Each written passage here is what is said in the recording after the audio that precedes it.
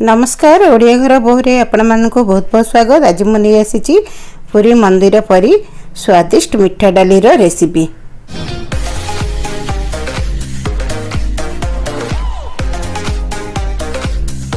तेले आसतु डेरी नक आरंभ करवा। मुझे नहीं डाली गोटे गिना आ गुआ घी आ सांग को नहीं कि गुड़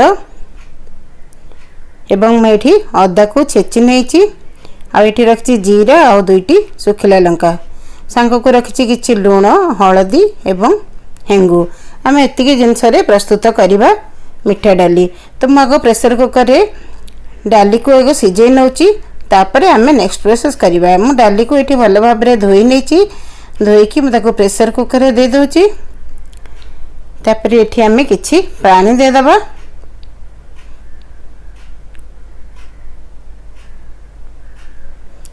तो जो कप्रे मु डाली पकई थी से कप्रे ही मु पानी दे दोची। डाली बुड़िया पर्यंत आम पानी दबा। तापर आम से स्वाद अनुजाई लुण दे दबा।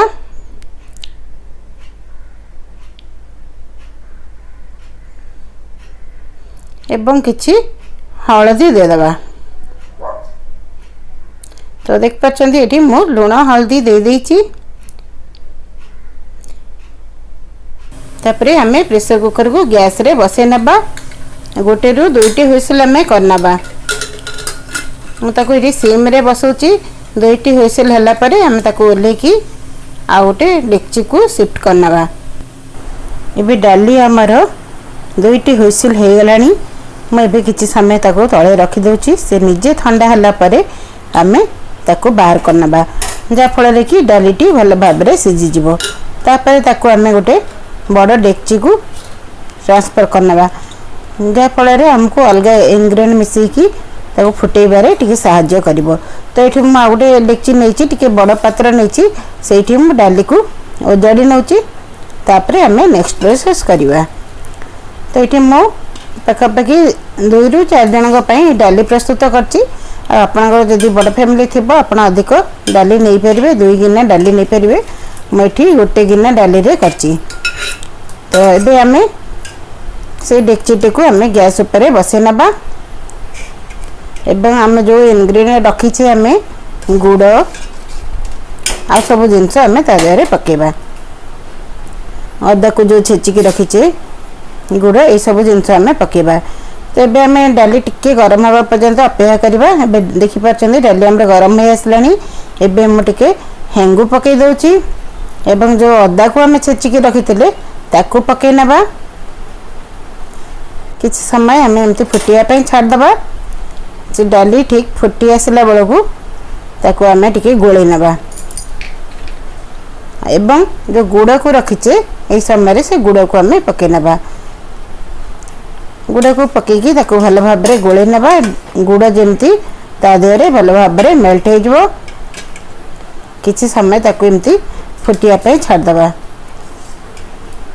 मुझे बड़ डेक्ची नहीं जाफल कि डाली आमर उतरिकी पड़ो ना आ बहुत सुविधा आमर डाली ही फुटी पार।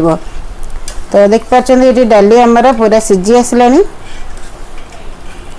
एबे आमे तार छुंक प्रस्तुत करवा।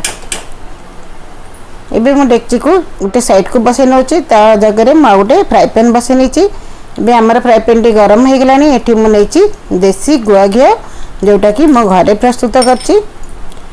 से गुआ घी को मुझे 2 चामच पकई देची। एवं किछि जीरा दे दबा। 2टी सुखिला लंका दे दबा।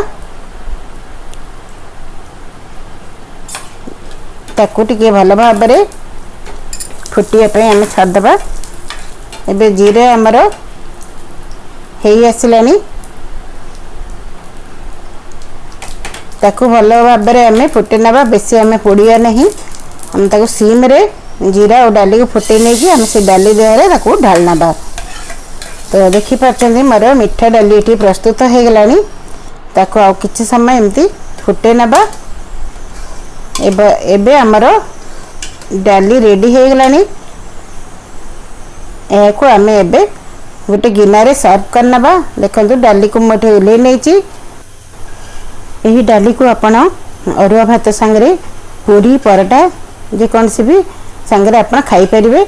आ एठी मु 2 ରୁ 4 जनक पई एई डाली प्रस्तुत करछि। आपण जदि अधिक क्वांटिटी बनैया को चाहिबे ताले अधिक मात्रा रे आपण डाली नै कि बनि परिबे।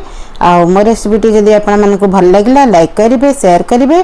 आगु को आसीबे आ किछि नया वीडियो सहित रहिली। धन्यवाद।